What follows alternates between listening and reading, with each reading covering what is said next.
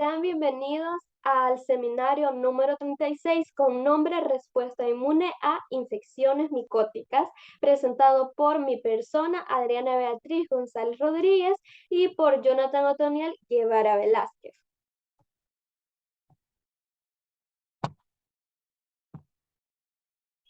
Tenemos que saber que las infecciones micóticas son todas aquellas que contraemos por la entrada de los hongos a nuestros microorganismos. En las últimas 2 décadas ha aumentado la incidencia de las micosis y esto puede ser por determinados factores como el SIDA, es decir, el síndrome de inmunodeficiencia adquirida, y esto es porque el sistema inmune de las personas que tienen SIDA se ve debilitado. También el uso de agentes inmunosupresores que van a deprimir el sistema inmune y el uso de fármacos citotóxicos, los que se utilizan para la eliminación de células cancerígenas. Y eso es porque estos van a atacar incluso a las células sanas de nuestro organismo. También el uso de sistemas invasivos de diagnóstico y tratamiento como la radioterapia. Respuesta inmune a infecciones micóticas. Va a ser diferente según el hongo que va a atacar. Hay dos tipos de hongo, el hongo oportunista y el hongo patógeno. La diferencia de estos dos es que el hongo oportunista va a tocar a personas inmunocomprometidas y va a infectarlas, ¿verdad? Y el hongo patógeno no, este se podría decir que no perdona, incluso si la persona está sana o no, siempre la va a infectar. La epidemiología es la que va a medir la distribución y la frecuencia de una enfermedad. En Estados Unidos, en las últimas 3 décadas ha aumentado la incidencia por aspergilosis invasiva, por criptococosis y por candidiasis. Se ha incrementado de 200 a 400% más o menos. Y la mortalidad de la micosis también ha aumentado hasta el 50%. Y en el caso de la aspergilosis, hasta el 90%, lo cual son cifras un poco grandes. Una infección micótica se puede desencadenar por algunos factores, como lo son la vía normal de ingreso, es decir, que puedan haber heridas o escoraciones en la piel o en las mucosas, inóculos muy grandes de microorganismos, es decir, que van a haber grandes cultivos de estos hongos, un estado relativo de inmunodeficiencia, ya sea que la persona tome fármacos que afecten su sistema inmune o por alguna otra enfermedad, y también por los factores de virulencia propios del hongo. En cuanto a la inmunopatología, hay 3 formas de contagio por infecciones micóticas: la vía aérea, los individuos inmunocomprometidos y a través de heridas o microtraumas. Por vía aérea es cuando una persona va a inhalar las esporas del hongo y puede ocasionar infecciones pulmonares. Van a ingresar al organismo los agentes responsables de histoplasmosis, blastomicosis, coccidioidomicosis y paracoccidioidomicosis. Y en individuos inmunocomprometidos están cigomicosis, la aspergilosis y la criptococosis. Estas son micosis de una gran severidad. También a través de heridas o microtraumas tenemos esporotricosis, cromoblastomicosis y también están los micetomas. También tenemos la cándida, que se puede presentar como un comensal de las mucosas, pero también como un oportunista produciendo infecciones localizadas en la piel y en las mucosas. Respecto a la respuesta inmune, sabemos que van a ser los diferentes mecanismos que va a utilizar nuestro cuerpo para combatir cualquier organismo externo a él que llegue, en especial si son patógenos, va a eliminarlos. Entonces, estos mecanismos tenemos la inmunidad innata, que es con la que nosotros ya nacemos. Esta es la responsable del control de la mayoría de hongos con los cuales estamos en contacto para evitar que nos causen infecciones, lógicamente. En la piel están los dermatofitos, que son los que van a invadir acá. Estos son hongos filamentosos. Estos no van a invadir células vivas, sino que se van a ir a células queratinizadas de la piel, como son las uñas, la propia piel, el cabello. Y están los polimorfonucleares. Estos son la primera línea de defensa contra Aspergillus, contra Cándida y Rhizopus. Esto lo que van a hacer es que van a fagocitar los hongos mediante la eliminación de los radicales tóxicos que estos hongos van a producir para nuestras propias células y también la producción de interleucina 2 que va a inducir la inmunidad contra los linfocitos Th1. Tenemos otros mecanismos como los macrófagos residentes.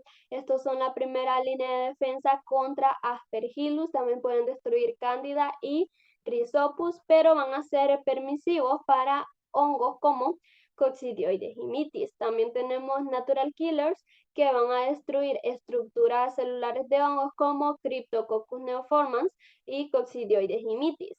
También tenemos las células dendríticas. Esto lo que van a hacer es que van a fagocitar algunos hongos como Aspergillus fumigatus, Candida albicans, Cryptococcus neoformans y Histoplasma capsulatum. También tenemos las dectinas que van a ser parte de las células dendríticas. Hay dos tipos. La dectina 1 lo que va a hacer es que se va a unir al pelucano, que este va a ser un componente principal en la pared de los hongos Candida albicans en su forma de levadura. Y la dectina 2 lo que va a hacer es que va a reconocer oligosacáridos ricos en manosa en la forma de hifa de Cándida. Entonces dectina reconoce la forma de levadura y la dectina 2 la forma de hifa, ¿verdad? Esas van a ser las diferencias de estas dos dectinas. Dectina 1, levadura, dectina 2, hifa, siempre de Cándida. El complemento no va a participar mucho, pero hay algunos hongos que lo van a activar por medio de la vía alterna y pueden disminuirlo.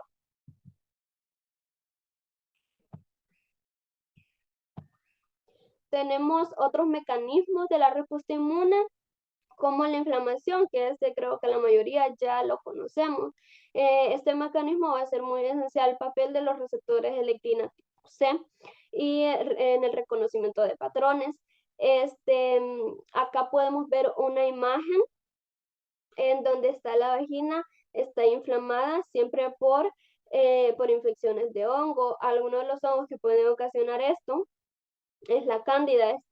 En la vagina va a hacer que la persona que tenga cándida va a tener prurito vaginal, va a tener una secreción blanquecina y en especial inflamación.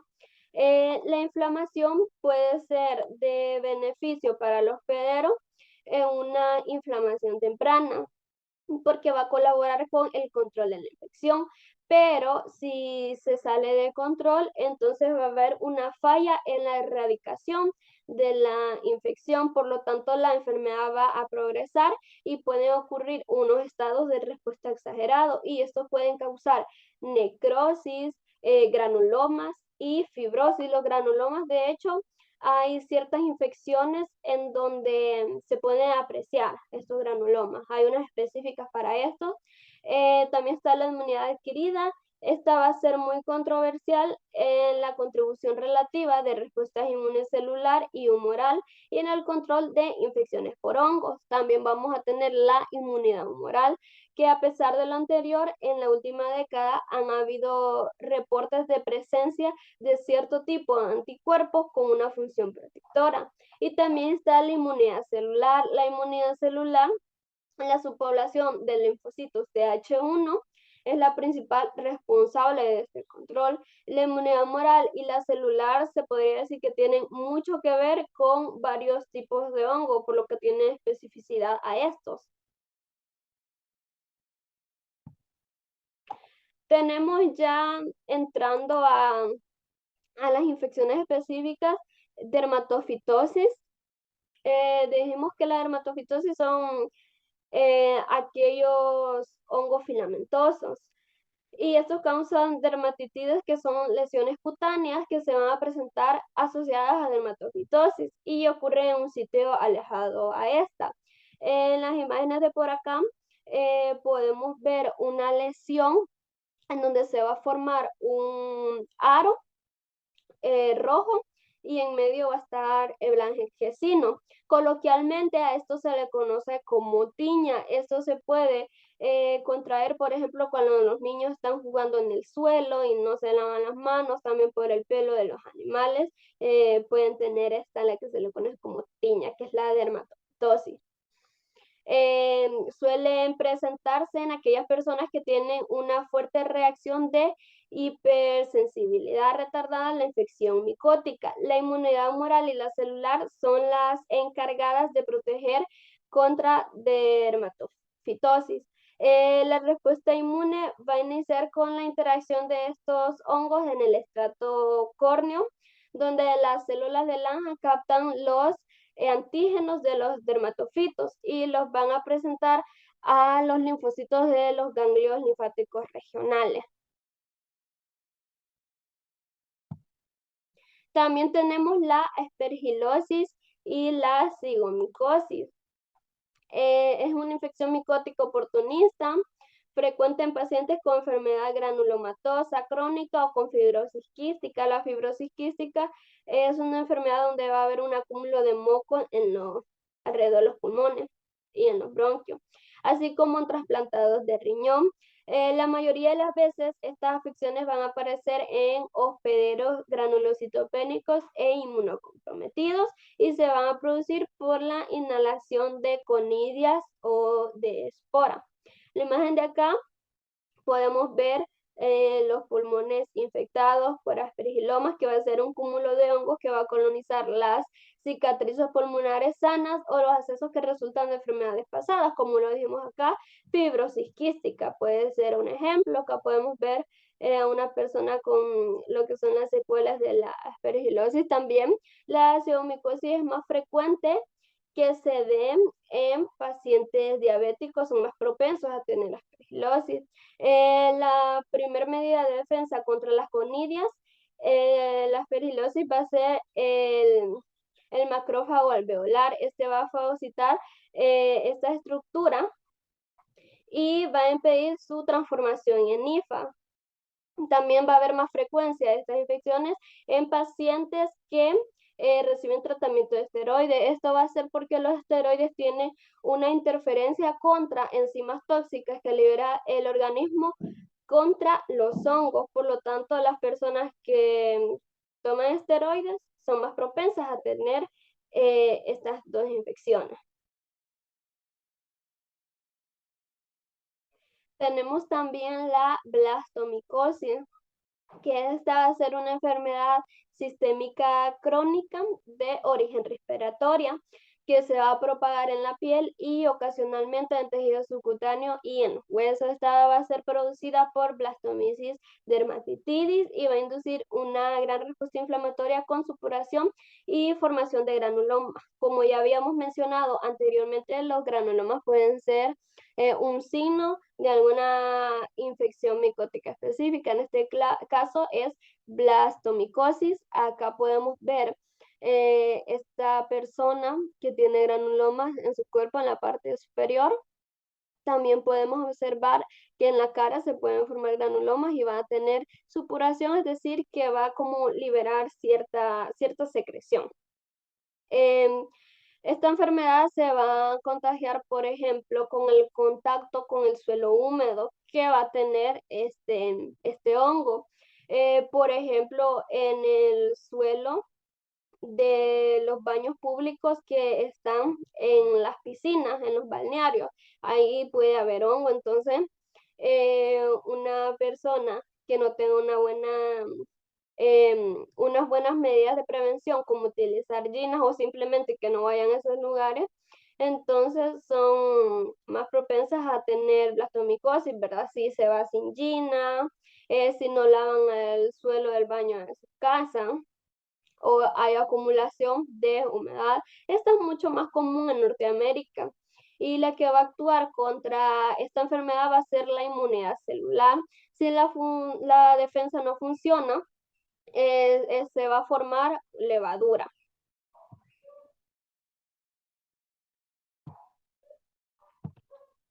También tenemos otra enfermedad que es la candidiasis. Esta es de las más comunes, por no decir la más común, que se contrae por hongos. Esto se puede contraer por contacto sexual, por prácticas sexuales. La podemos definir como una de las infecciones del género Cándida.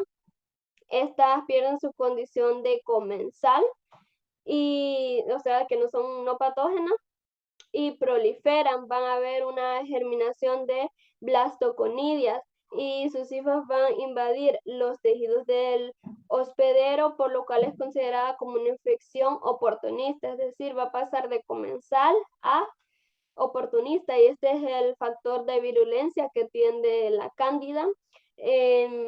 La cándida tiene ciertos síntomas. Síntomas y signos que podemos notar, por ejemplo, tenemos el signo de que se va a formar una secreción blanquecina que se le asemeja al queso cottage. Va a haber prurito vaginal.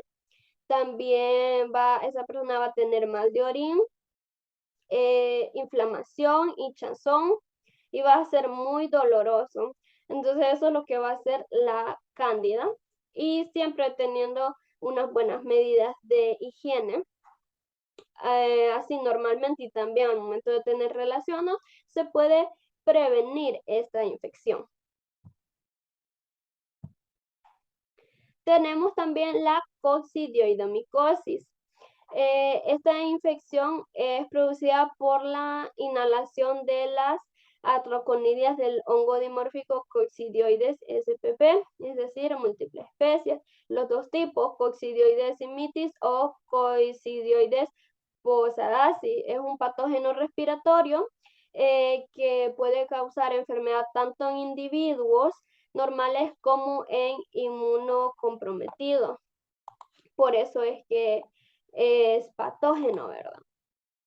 Por lo general se va a limitar a los pulmones y puede diseminarse a otros órganos y a sistemas. Tenemos que la colectina MBL es una lectina que se va a unir a la manosa, hace parte importante de la respuesta inmune innata. Esta se va a encontrar disminuida para las personas que tienen coccidioidomicosis. Se va a estar disminuida a nivel sérico, pero solo en las formas activas de esta enfermedad. Algunos de los signos van a ser eritema nodoso, eritema multiforme, y va a estar involucrada la hipersensibilidad retardada. También tenemos la otra enfermedad, es criptococosis. Esta va a ser una micosis producida por las levaduras del género Cryptococcus. Son dos, Cryptococcus neoformans y Cryptococcus gatti. La especie de neoformans tiene dos variedades, la variedad Groovy y la variedad neoformans. La diferencia entre estas dos es que la variedad Groovy tiene una capacidad de producir una enfermedad grave, y la principal manifestación clínica va a ser la meningitis, que suele ser fatal. Esto lo van a hacer con un mecanismo que se le conoce caballo de Troya. Lo que va a hacer la variedad Groovy es que se va a adherir a las células endoteliales de los vasos sanguíneos cerebrales. Por eso que va a causar meningitis, porque por medio de los fagocitos va a poder entrar a los capilares sanguíneos cerebrales, lo que va a causar embolia en los vasos. Y es por ello que va a causar la meningitis. Este es su mecanismo. La otra variedad es la Cryptococcus neoformans, variedad neoformans. Hay varios factores de virulencia que les permiten evadir la respuesta inmune del hospedero. Entre ellos está la presencia de cápsula de liposacárido, también la capacidad de producir levaduras titánicas o gigantes que van a ser resistente a la fagocitosis y la producción de melanina, que esta va a neutralizar péptidos antimicrobianos. Ahora los voy a dejar con la participación de mi compañero Jonathan. Continuando con el tema de infecciones causadas por hongos, tenemos a la histoplasmosis, la cual es una infección causada por el hongo dimórfico Histoplasma capsulatum. Se produce cuando las personas inhalan las microconidias del hongo, las cuales van a llegar a través del tronco bronquial a los alveolos, donde se van a transformar en levaduras por el incremento de la temperatura dentro del pulmón. Cuando la infección no es controlada, puede provocar afección pulmonar grave, pericarditis y fibrosis vascular. La respuesta inmune contra el hongo va a ser multifactorial y requiere tanto de la participación de la inmunidad innata como de la adquirida. Los pacientes con enfermedades crónicas o que reciben tratamientos que comprometen el sistema inmunológico son más propensos a desarrollar dicha enfermedad. Luego de que las microconidias viajan por la vía respiratoria y se transforman en levaduras, estas son fagocitadas por los macrófagos alveolares. Dentro de este macrófago van a continuar viables por tres razones.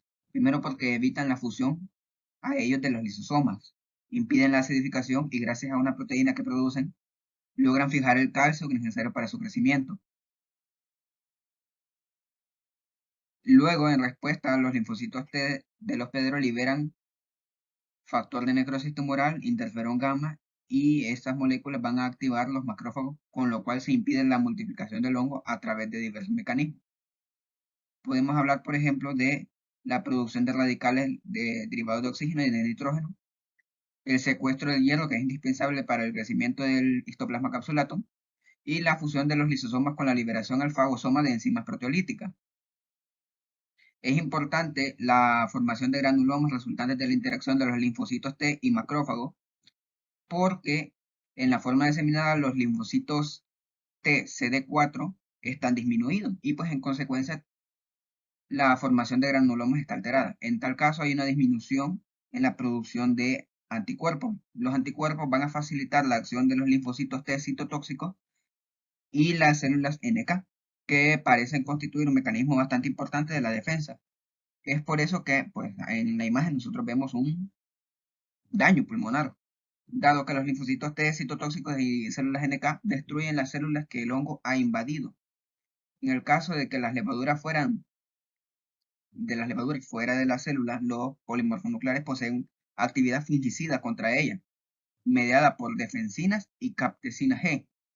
Adicionalmente, podemos mencionar que la interleucina 17 es un prerequisito para la generación de una respuesta óptima inflamatoria y protectora.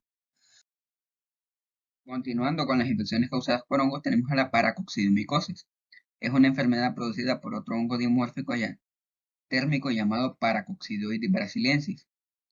Es la micosis sistémica más frecuente en Latinoamérica y hasta el 60% de la población en las áreas endémicas presenta intradermorreacción positiva para el hongo, indicando que adquieren la infección. Sin embargo, solo unos pocos desarrollan formas clínicas manifiestas. Existe también una diferencia marcada entre hombres y mujeres enfermos con paracoccidomicosis, siendo de 15:1 en promedio en toda la zona endémica. Una posible explicación al respecto es la presencia en el hongo de un receptor para la hormona femenina estradiol, la cual al unirse al receptor impide la transformación de la conidia a levadura, que es la forma que provoca la enfermedad. Vemos que pues la interacción entre factores ambientales, la virulencia de la cepa del hongo, las características genéticas, la edad y el sexo de los hospederos determinan la forma clínica que el paciente puede desarrollar en relación a la paracoccidomicosis. Clínicamente se presenta en cuatro formas: asintomática o subclínica, aguda o subaguda, conocida como paracoccidomicosis juvenil, ya que normalmente afecta a niños y jóvenes, crónica o del adulto, y la residual, que presenta fibrosis como la secuela más severa.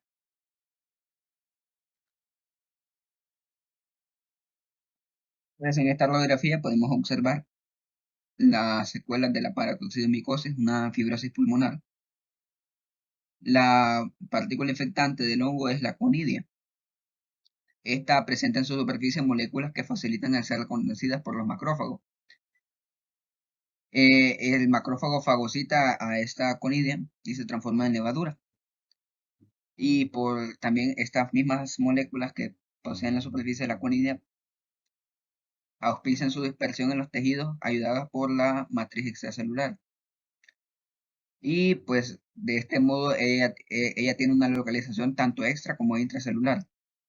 Una vez en el interior del fagocito se transforma, pues, como ya mencioné, a la fase tisular característica, la cual es una levadura con gemación múltiple. Y esta continúa multiplicándose. La respuesta inmune contra el hongo, pues, depende igual tanto de la inmunidad innata como de la adquirida, y tanto de lo humoral como celular. En caso de la inmunidad innata, en contra del hongo, no se limita solamente a la fagocitosis, sino que además libera citoquinas y quimiosinas que inducen y modulan la inmunidad específica. Los polimorfonucleares juegan un papel importante en la destrucción del hongo y los anticuerpos refuerzan esta acción fagocítica. Los macrófagos refuerzan la defensa, pero son permisivos al hongo a menos que sean activados por los linfocitos T. Las células NK de los pulmones evitan la propagación del hongo y en modelos pues, de animales se demostró que el interferón gamma induce en los macrófagos la producción de óxido nítrico, el cual inhibe la transformación de conidias a levadura, limita el crecimiento intracelular del Paracoccidioides brasiliensis y constituye la principal citoquina en primera línea de defensa. Es posible que en el humano ocurra lo mismo. La formación de granulomas es otra manifestación importante, pues, pero este hongo produce sustancias inmunomoduladoras, así que deprimen la respuesta del sistema inmune celular del hospedero, permitiendo la multiplicación del hongo en los tejidos. La fibrosis, como ya mencioné, es la secuela más importante observada en los pacientes. Su generación parece estar relacionada con la respuesta inmune por cuanto se inicia con una inflamación e infiltrado leucocitario. Luego hay una generación de citoquinas y finalmente hay un acúmulo de tejido conectivo y depósito de fibras de colágeno. Los pacientes con paracoccidomicosis exhiben algún grado de supresión caracterizada por pruebas intradérmicas. Es decir, el paciente, al aplicársele el hongo, presentan una negatividad de la respuesta de los antígenos frente al hongo. Es decir, tenemos al hongo que produciendo una inmunosupresión en el paciente.